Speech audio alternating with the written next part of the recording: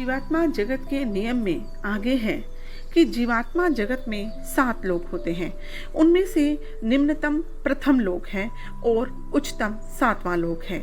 इसलिए आपके अच्छे कर्मों और पापों के अनुसार आपका अवचेतन मन आपको उस लोक में ले जाता है जिसके आप योग्य होते हैं। कोई भी मनुष्य उस लोक से ऊपर नहीं जा सकता जिसके वह योग्य हैं, चाहे वह कितनी भी कोशिश क्यों न कर ले। ऐसी आत्मा के लिए उच्चतर लोक की यात्रा करना असंभव होता है, क्योंकि वह लोक उसके लिए अदृश्य होता है। वह केवल अपने ही लोक अथवा उससे नीचे के लोकों को देख सकती है। बहरहाल यदि कुछ जरूरी शर्तें पूरी हो गई हों तो 5वें लोक या उससे ऊपर की आत्मा उच्चतर लोकों की यात्रा करती है। तो यहाँ पर बताया गया है कि जब पृथ्वी से कोई भी आत्मा अपने भौतिक शरीर को त्याग कर जीवात्मा जगत में जाती है तो उसको अपने कर्मों के अनुसार लोक प्राप्त होते हैं। अगर कोई बुरा कर्म करके यहाँ से जाता है तो उसको निम्नतर लोक में जाना पड़ता है, और अगर कोई अच्छा कर्म करता है तो उसको ऊपर के लोकों में जगह प्राप्त होती है। लेकिन यहाँ यह कहा गया है कि जो लोग निम्नतर लोकों में जाते हैं वो उनको बिल्कुल भी यह आज्ञा नहीं होती वे किसी दूसरे लोक में जा सकें। वे वहीं पर ही बंद होकर, क्योंकि उनके लिए जो दूसरे लोक हैं वे उन्हें दिखाई नहीं देते, उनको वही लोक दिखाई देता है जिस लोक में उन्हें जाना होता है। लेकिन जो उच्चतर आत्माएं होती हैं, जो उच्चतर लोकों में जाती हैं, उनको कुछ ऐसी शर्तें पूरी करनी होती हैं जिसके जरिए वो दूसरे लोकों में भी यात्रा कर सकते हैं। वे शर्तें हैं, यदि उस आत्मा को कोई उच्चतर लोक में से आमंत्रित करता है। अगर कोई जैसे यहाँ पर पृथ्वी पर हम कहीं नौकरी करते हैं और हमारे को अगर हमसे ऊपर का जो हमारा बॉस है हमें बुलाता है तो अगर वे हमें इनवाइट करते हैं तभी हम उनके पास जाते हैं।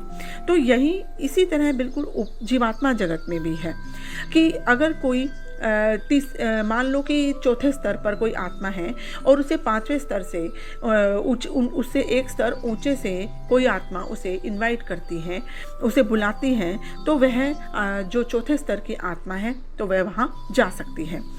यदि दूसरी शर्त है, यदि उस उच्च लोक की उच्च भली आत्मा द्वारा उस आत्मा को अनुमति मिल जाती है तब, और अगर नीचे के स्तर की कोई आत्मा ऊपर वाले लोक पर जाना चाहती है तो पहले वह उनसे आज्ञा मांगती है कि मैं ऊपर के स्तर के लोक पर वहाँ पर यह कार्य करने के लिए जा सकता हूँ।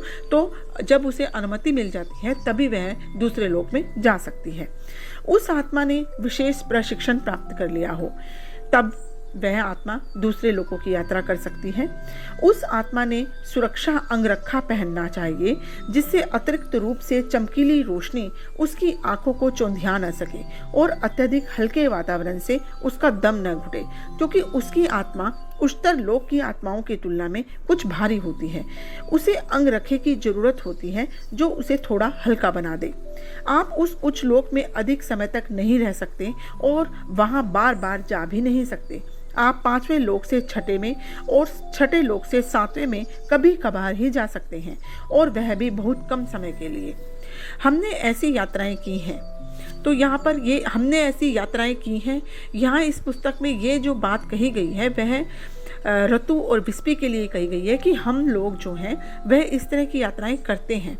हम अपने स्तर से दूसरे लोक पर चले जाते हैं जब हमें कोई आमंत्रित करता है या हमारी किसी को जरूरत होती है। हम में से कुछ को 7वें लोक में जाने का भव्य सौभाग्य और सम्मान प्राप्त हुआ है। हम सभी निम्नतर लोकों में जितनी बार चाहे जा सकते हैं और वहाँ की आत्माओं को सुधार सकते हैं। तो उच्च लोक में तो जब उन्हें कोई आमंत्रित करता है तभी वे जाते हैं, लेकिन अपने से निम्नतर लोकों में वे जितनी बार चाहे वहाँ जा सकते हैं, और ताकि जो दुष्ट आत्माएं हैं, नीचे के स्तर की आत्माएं हैं, उनको सुधार सकें। यदि हम निम्नतर लोकों जैसे पहले, दूसरे या तीसरे लोक की यात्रा करें तो भी हमें एक सुरक्षा करने वाले अंगरखे की आवश्यकता होती है। यह सुरक्षा अंगरखा हमें सभी दुष्ट और बुरी आत्माओं के लिए अदृश्य बनाता है, ताकि वे और उनकी बुरी तरंगें हमें हानि ना पहुंचा सके।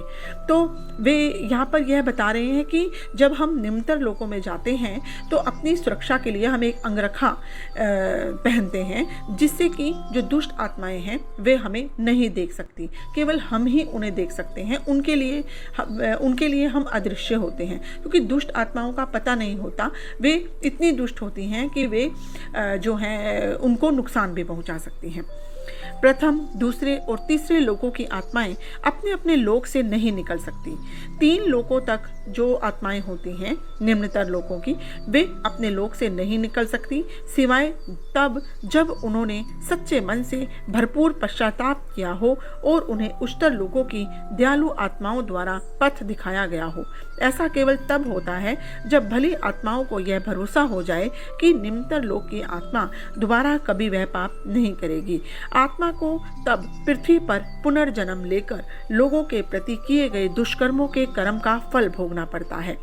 इसमें कभी कभी सैकड़ों साल लग जाते हैं और कभी कुछ ही साल। यह पूरी तरह से प्रत्येक आत्मा के अपने ही हाथ में होता है। जो पहले, दूसरे और तीसरे लोगों की आत्माएं होती हैं, वे अगर सच्चे मन से पश्चाताप करें और अपने से उच्चतर लोगों की आत्माओं से यह रिक्वेस्ट करें कि हम अब सुधरना चाहते हैं, तो उनको पृथ्वी पर एक पुनर्जन्म देकर भेजा जाता है और जो उन्होंने पुराने पाप किए होते हैं, उन दुष्कर्म किए होते हैं, उनकी कर्मों को भोगने के लिए उनको पृथ्वी पर आना पड़ता है। और अगर वे सही तरीके से अपना फल भोगती हैं और सही रास्ते पर चलती हैं तो उनकी उन्नति अवश्य हो जाती है। बहुत सी आत्माएं कुछ 100 सालों में निम्नतर लोकों से उठकर उच्चतम लोकों में पहुंची हैं। कुछ भली आत्माएं भी हैं जिन्होंने अपने संपूर्ण आध्यात्मिक जीवन में कभी प्रथम, दूसरे और तीसरे लोक नहीं देखे। प्रत्येक आत्मा अपनी आध्यात्मिक यात्रा चौथे लोक के 5वें स्तर से आरंभ करती है। बहुत सी आत्माओं ने बड़ी तेजी से उन्नति की है, जबकि औरों को हजारों साल लग जाते हैं। अब भी बहुत सी आत्माएं ऐसी हैं जो कई युगों से निम्नतर लोक में ही पड़ी हैं। आत्माओं के लिए कोई निश्चित नियम या समय नहीं है, वह केवल प्रत्येक आत्मा पर निर्भर करता है, और यदि वह सुधार की इच्छा दृढ़ और सच्ची हो तो आध्यात्मिक रूप से प्रगति करने में कम समय लगता है। Thank you.